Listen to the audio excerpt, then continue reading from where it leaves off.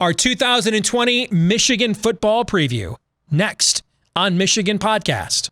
But there's going to be one team that's going to play solely as a team. No man is more important than the team. No coach is more important than the team. The team, the team, the team.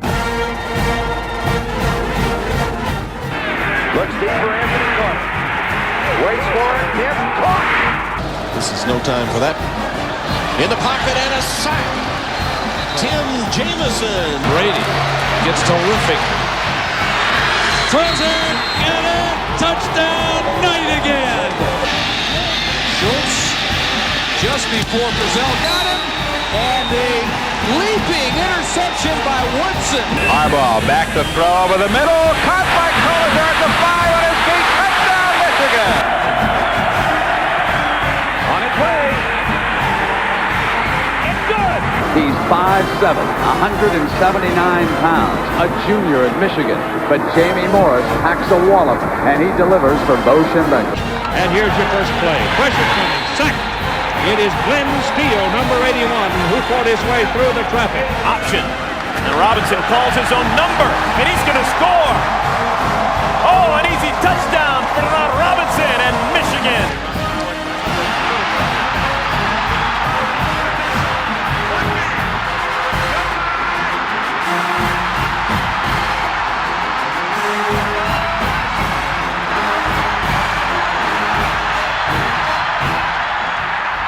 Win it. We're going to win the championship again because we're going to play as a team. And when we play as a team and the old season is over, you and I know it's going to be Michigan again. Michigan.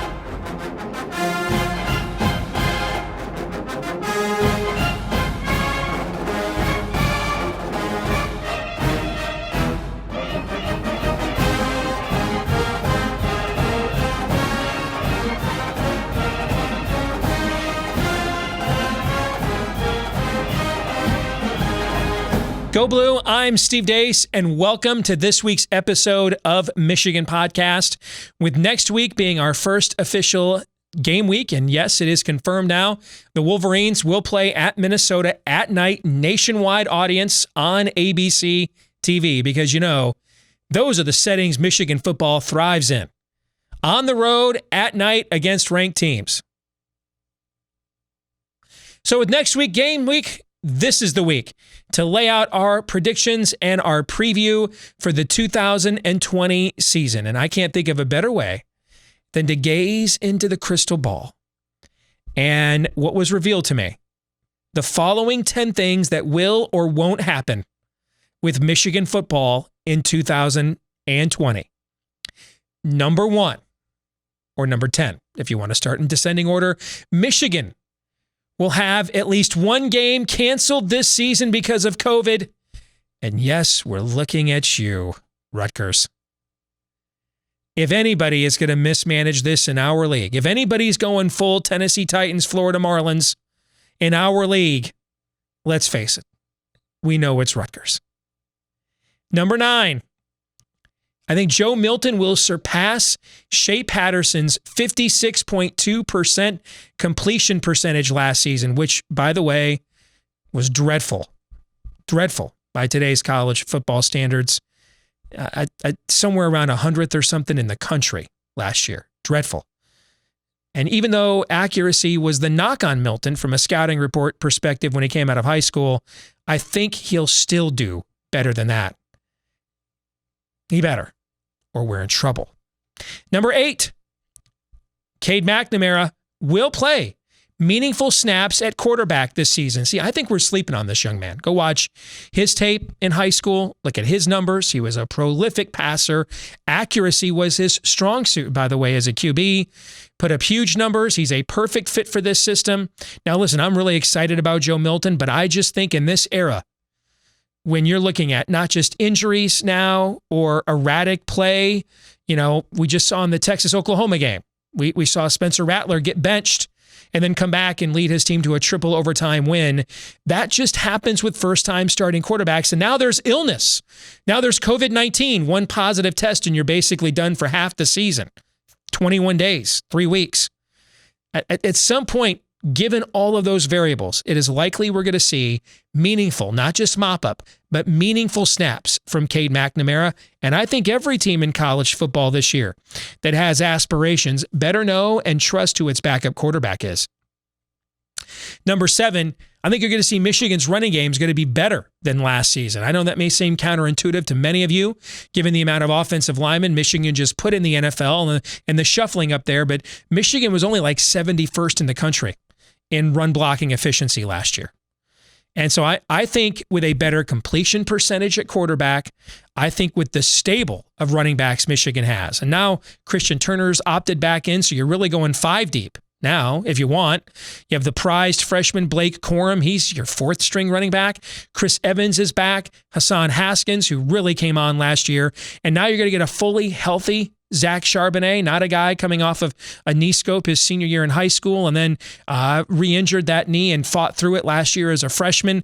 With that stable of backs and given how well Michigan has recruited in the offensive line, I can't see how they'll be worse running the football last year, especially if Joe Milton is more of a threat at quarterback. And here's hoping he will be. Number 6. I think you're going to see Michigan play more zone defense than ever before this year under Don Brown. Vincent Gray is your clear number 1 corner, but I don't think anybody thinks he's any kind of a shutdown. This is not Lavert Hill, David Long, Jordan Lewis, any kind of a player like that. I think, he's more in your Andre Weathers mold if you're a bit of an old timer now like me. I think he's a great number 2 corner. I don't think he's a number 1 corner at all. And I think they're still trying to figure out, do they have a lockdown corner for this year? They just moved Sammy Foston from safety to corner late in camp. So there's clearly some shuffling going on there. Now, the safeties they have might be the best safety duo in the Big Ten with Brad Hawkins and future first-rounder Dax Hill. And when you've got that kind of speed and athleticism back there playing the outfield, play more zone, let those guys use their athleticism to make up ground on the ball in the air. And with the new coaches on defense and Brian Jean-Marie, as well as the former defensive coordinator at Mississippi State and Tennessee, I think you're going to see more zone defense than ever before from Don Brown this year. Number 5. I think you're going to see Michigan beat Michigan State by 2 touchdowns or more for a 3rd consecutive season, which has not happened since 1981 through 1983. That's how long it has been since Michigan has taken Sparty behind the woodshed 3 years in a row. But I think you're going to see it happen again this year. In fact, I think the only thing that can prevent it from happening is COVID. And I could see that being a Sparty move. Oh, we just can't play this week. Too many COVID positives. Actually, come to think of it, maybe that should have been my prediction. Number 4 on my list of top 10 things we will or won't see this season. I think either Aiden Hutchinson or Kwity Paye are going to become the first Wolverine since Brandon Graham a decade ago to reach double figures in sacks. And yes, even in a shortened season. I think those 2 guys are both looking at long and successful NFL careers.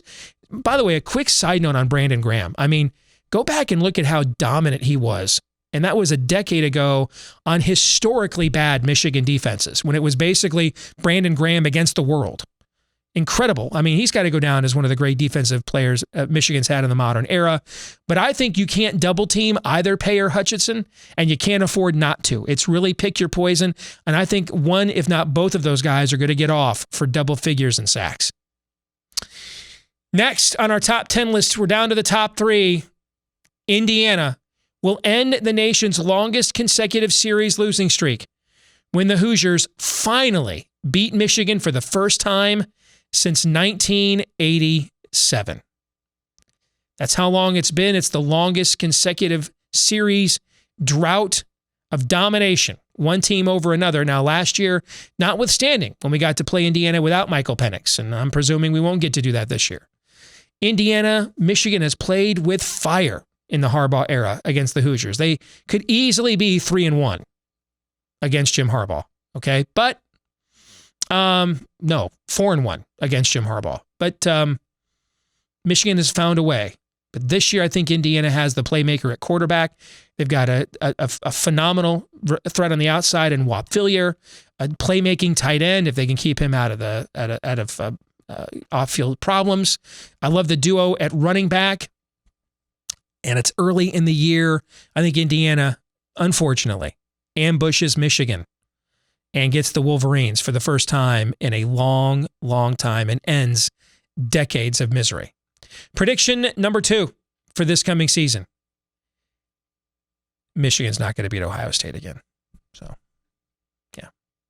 And then our final prediction. I think Michigan will lose at least 3 games, as it has every season under Jim Harbaugh. In fact, I think the Wolverines are going to start 1-2. They're going to lose their 2 toughest road games this year early on, at Minnesota week 1, at Indiana week 3. Well, Steve, what about Ohio State? The game's in Columbus, isn't it? Well, yes, but I don't count that game.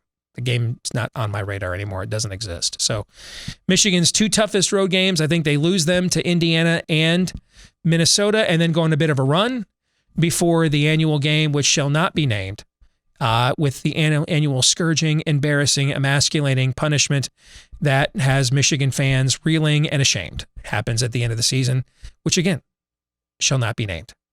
Speaking of which, we found him, our favorite rational Ohio State fan, Mark Rogers. He's going to give us his take on Michigan's upcoming football season here in a moment.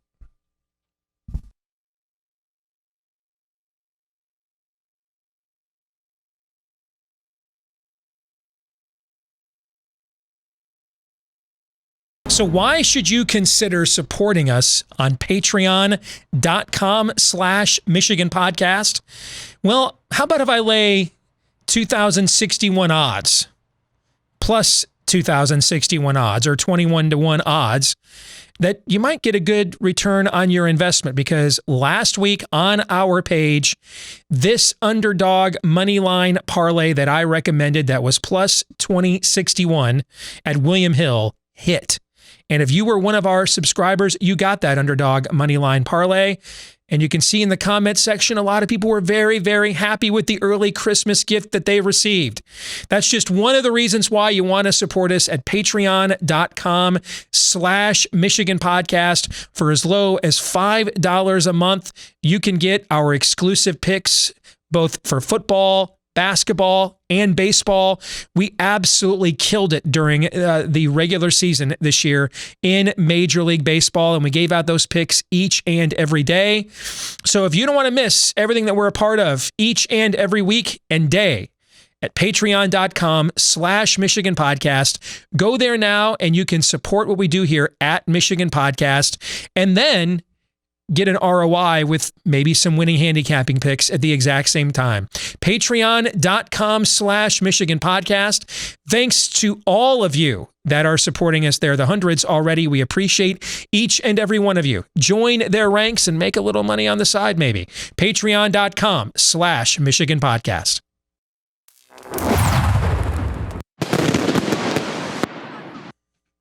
Time for this week's 10-minute war, our homage to the great 10-year war between Woody and Bo, as we get the view from the other side of the scarlet and gray septic tank with our good friend and the voice of college football, who himself has a phenomenal YouTube channel, Mark Rogers. Good to see you, brother. How are you? I'm doing well, Steve. Good to see you as well. Always good to talk to the few, the proud, the reasonable and not insane Ohio State fan.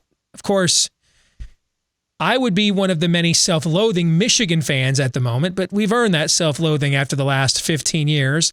We're doing our season preview this week. I want to get, though, first and foremost, your big picture view. Where, your fellow Ohio Stater Kirk Herbstreit was on game day this weekend, waxing poetic. Jim Harbaugh's building a program. You wouldn't want anybody else coaching here. And I don't know how to take that. On a personal level, I love me some Jim Harbaugh, but as a fan, I've kind of lost hope at the same time. So I'm kind of all torn up inside, frankly, Mark.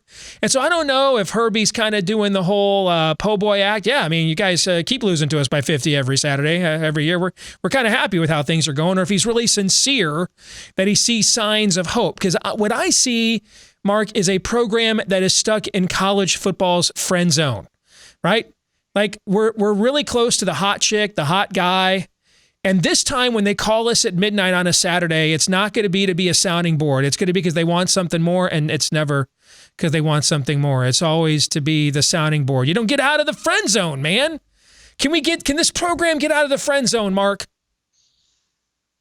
Well, I just know that Michigan's playing really good football against everybody else for the most part, except Ohio State. So if you take away the Ohio State domination, I don't see a big difference between the Michigan program under Jim Harbaugh and the Michigan program under Lloyd Carr. But once you're able to hang that national championship trophy, then people seem to forget everything else for a long period of time.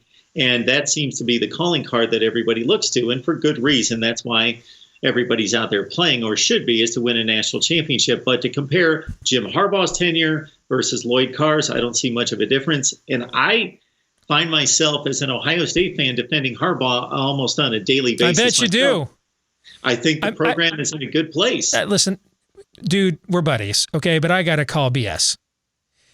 Saying, hey, I don't see much difference other than the most important game of the year is like Mary Todd Lincoln thinking, all those other trips we made to the Ford Theater worked out great. If it weren't for this one last trip we made to the Ford Theater, I mean, life was great. Every other time we went there, we had a great time at the Ford Theater. It's kind of an important game, Mark, isn't it? That's how I grew up. It was the game and still is, even though it hasn't turned into much of a game in the last 15 years. I convince my son, or try to, each and every November that, man, this is what it's all about. I'm still nervous about this thing. But Jim Harbaugh has had to deal with the Urban Meyer / Ryan Day Ohio State program. These other Michigan coaches, starting even with Bo, certainly he had to deal with it during the early stages of his career versus Woody. But then it was Earl Bruce and John Cooper on through, and did not have to deal with this stage, this elite status of Ohio State football, where they're winning 90+% of their games. So bad timing on Jim Harbaugh's part, but he's taking on a monster, and he's delivering what Michigan coaches have delivered in the past. The other thing that's changed too, there aren't any more shared championships. Okay, I mean, from 1969 to 2004, Michigan had 12 shared Big Ten championships, and in amongst those 12, 2004 lost to Ohio State. Okay, there were 1998 lost to Ohio State. There were several of those years where 1970, 71 lost to Ohio State. There were lots of those years where Michigan lost to Ohio State but still shared a Big Ten championship.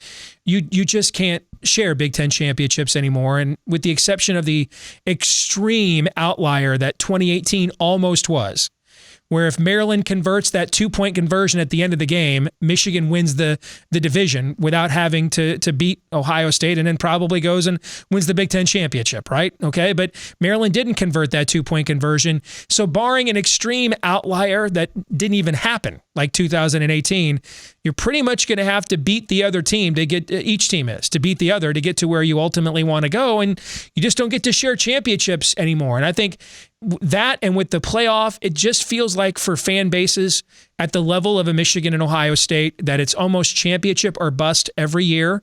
The only acceptable consolation prize, Mark, appears to be if you get to a New Year's Six bowl, and then anything other than that kind of feels like college football's NIT these days. Am I wrong?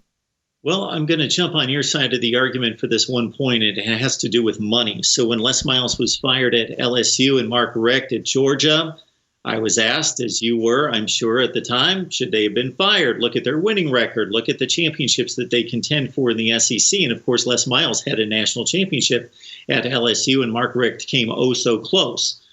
But are they being paid? How are they being paid? So am I judging them to be good college football coaches doing a nice job at those universities? Absolutely. But they're being paid top 3 to 5 money in the nation, as Jim Harbaugh is. Therefore, the expectation is not run a nice program and win 9 games per season. It's let's win championships, compete for championships on a regular basis, and break through and win them. So the time's ticking for Jim Harbaugh because he's being paid at an elite level to win championships. So before you came on, I laid out my top 10 crystal ball predictions for the 2020 Michigan football season. There's 3 that you want to zero in on. So let's look at those 3 one by one. One of the ones you want to zero in on, my prediction that Joe Milton will surpass the 56.1% completion percentage that Shea Patterson had last season, which would be one of the worst of any quarterback for a ranked team. I mean, that is very, very subpar by today's college football. All right. So why did that stat catch your eye? That stat caught my eye for a number of reasons, because weeks prior, I went back and looked at Joe Milton as a prospect and just was curious about his high school stats. And I was confounded to see a 47% completion percentage in high school. So I believe your question is he going to surpass Shea Patterson's 56% completion percentage? I don't know, but I believe that he better, because Michigan finishing with a 9-3 regular season record in 2019 with a quarterback completing 56% of his passes is a bit of an aberration here. You know, we're in the era of pitch and catch football. Yeah. Where these teams are so well. You can do that when you've got 10 guys on your team that are on NFL rosters right now. That shows you how talented that team was last year, that they overcame that. I mean, that is average at the most important position in the sport in this day and age, and they still got to 9 wins because of the talent that they had around Shea Patterson last season. And Joe Milton didn't have that kind of talent around him in high school. So I think he's going to get past 56%. The issue, though, is he's got to be at least a 60% passer given today's game, and that's the stat. That's the part I don't know about. Well, to your point here, Steve, I looked it over, and Shea Patterson had a completion percentage that ranked 101st in the nation out of 114 qualifiers. Wow. So there were 13 worse, 100 better. And this current college football season, we have 73 qualifiers for the passer rating. 63 are better than 56.2%, wow. 10 worse. The top 20 in completion percentage this year have a record. Their team's record is 37-13. The bottom, or if you take everyone under Shea Patterson's completion percentage from 2019 this year, their record is 15-21. So yes, Michigan overcame Shea Patterson's inability to complete passes at a standard rate in college football, which the new bar, I think, is around 65%. Mm-hmm. It's amazing what these guys are completing now across the country.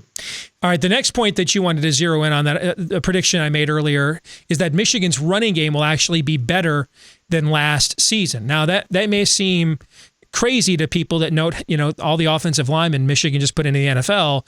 But even with those guys, I think we were like 71st in the nation in run blocking efficiency. So when you look at the stable of backs Michigan has, I think it's the deepest stable of backs that Michigan has had. It's been quite a while. I mean, we're talking like when guys like Ed Davis was their 4th string tailback in the early 90s, the kind of depth they have this year and the way they've recruited there. I don't see how they could be any worse than 71st in run blocking efficiency. I think they can only get better. Now, it might not be top 10. It might be 61st, 51st, but I think it's going to be better than in the 70 percentile. But what are your thoughts, Mark? Yeah, if Bo hasn't rolled over in his grave for about 18 other reasons, he's going to roll over in his grave over these stats. 77th in the nation in rushing. I'm not going to the advanced metrics, but the standard metrics at 151 rushing yards per game. 89th in yards per carry. They couldn't run it against the teams that they lost to, namely Wisconsin, 2.1 yards per carry. Michigan State, even in a big win, 2.4 yards per carry against Sparty. So they were at 3.5 or less against just about everyone. Surprisingly, they beat up Notre Dame in that big win against the Irish, and even against Alabama, they ran the ball pretty well, but ran it against mostly the bad teams and couldn't run it against the quality teams on the schedule. So I play up to the offensive line a lot. We like to talk the freakish athletes on the outside and the quarterbacks and the running backs, but I try to give maybe lean the playing field toward the offensive line on Mark Rogers TV, the voice of college football, a little bit much because I feel bad for those guys. And I think the offensive line unit is the most important on the field. And this is what causes me hesitancy in saying the ground game is going to be better, but I do believe it's going to be better. The offensive line, you've got shuffling up front. Jalen Mayfield, your best guy, I believe, is still decided to opt out. Nope, he's back in. He's back in. No, okay, so he's back in. So this helps my argument, because my final point was going to be exactly what you were starting to allude to, Steve, is that the running back depth and development was an issue coming into 2019, where Zach Charbonnet was relied on for 33 carries and had to be a workhorse early in the season against Army. And then I remember watching. That basically screwed up his knee. He came into his college with a knee injury in high school, and that workload early in the year basically had him playing at about 70% the rest of the season because of what you're talking about right there. Yeah. So minus Chris Evans going into 2019, and with Charbonnet having to carry such a load as a freshman, and with Hassan Haskins, for most of us, being a complete off-the-radar player as a recruited running back, switched to linebacker. Now he comes back as a running back. I remember watching the Illinois game thinking, who is this guy? Love this guy. I quickly became a fan of Hassan Haskins at 5 yards a carry, 5.1. Charbonnet scored 11 touchdowns. So you bring those two guys back after they've developed through all those reps. You get Chris Evans possibly back in the mix, and you got True Wilson as well, coming off a nice 5 yards per carry season. Freshman Blake Corum is a big time. That was a big time recruit. You're going to see a lot of him this year too. Okay. I think. Yeah. So I do like the development of the guys that are already there and the depth, even though the offensive line seems to be in a bit of a shuffle, having lost all that talent to the NFL. So I say better running game in 2020 than in 19. See, I think the run game efficiency and the completion percentage numbers, I think they're symbiotic. I think because not until the very end of the year was Shea Patterson a consistent threat to throw the ball downfield on early downs that teams got to gang up on the running game. And then when teams ganged up on the running game, like you saw in the Iowa game early in the year, we could not complete throws down the field. And so that just becomes a vicious cycle, right? And so I think those two stats most of last year were kind of symbiotic and led to each other's worst outcomes. All right, the final prediction that I made for 2020 that you want to talk about this fall is what? The Michigan State series. So obviously this is the game for Michigan State. Pardon the pun about the game, not necessarily being it for Michigan versus Michigan State. I placed a ton of trust in Mark D'Antonio. And for the first half of his tenure, he certainly pulled through and dominated this series. But then the decline of the program, Michigan's taken back over as by far the superior program in that state. Now Mel Tucker takes over a very difficult situation in Michigan State in comparison to the division in which they play. So being a first-year head coach is always a difficult task, but even multiplied by this COVID situation with no spring practice, difficulty in communicating with your team, building relationships, terminology, all the things. And of course, they're going to have a few games to play before they take on Michigan. But we're talking about a top 15 to 20 team versus a top 45 to 50 team. So I think the streak continues. Michigan's much better. They win 31-13. Finally, Mark, I am predicting Michigan starts the year 1-2. Loses the opener at Minnesota. Fans or not, Michigan doesn't win games at night on the road against ranked teams. That's been well established. So I think they lose that opener. Plus, I think there's a matchup problem for Michigan with those receivers for Minnesota against a really young and completely untested group of corners. So I think they lose that opener at Minnesota, come back, destroy Michigan State, and then I think they lose at Indiana. I think Indiana gets Michigan for the first time since 1987. Last year notwithstanding, Michigan's played with fire against the Hoosiers. We didn't have to play Michael Penix last year. Presumably we will this year. And then I think Michigan goes on a bit of a run before they take their annual beating to Ohio State and finishes 5-3. Provided Rutgers doesn't cause us to lose a game because they can't handle COVID. What are your thoughts in terms of a prediction for Michigan? I've yet to make my official Big Ten predictions, need to go through the schedule and the whole deal. But certainly I did see your poll on Twitter, and I answered 5-3. That was my gut reaction to, okay, I generally know what the schedule is. I'm not going to try to predict bounce backs and how particular games could affect other games, but just a straight shot on what I know the schedule to be and the opponents. 5-3 with, of course, that wild card weekend coming up, championship weekend in the Big Ten. It'll be interesting to see who matches up against whom in that. Then that 5-3 record for me then squarely puts your boy Jimbo on the hot seat for 2021, safe for this year, and then 2021, that one in which people will really say, okay, you need to deliver now. Always good to talk to you, my friend. Thanks for joining us. Take care. Always appreciated, Steve. A great way to stay up to date with our latest thoughts and coverage of the Michigan Wolverines is to check out our website, Wolverine Digest, part of the SI Network. That's myself, Michael Spath, Brandon Brown, Eric Rutter, and the whole team at Wolverine Digest covering everything maize and blue, whether it's the latest football news, recruiting, college basketball on the horizon as well. And analysis is our thing. That's our jam. And because we are not beholden to anybody at the school to get access for breaking information, we got a little bit more freedom than maybe some others do to see things more from you and we, the fans' perspective. So check us out each day online at wolverinedigest.com. This week's Twitter poll, we asked you, what do you think Michigan's 2020 football record will be this season? 16% of you said 7-1. 36.2% of you said 6-2. 35.6% of you, narrowly in second place, agree with me, 5-4. And 11.6% of you hate your life and have Michigan at 4-4, which I will hate mine if that occurs. All right, this week's question of the week comes from Mike D'Amico. It's not so much a question as much as a statement of fact.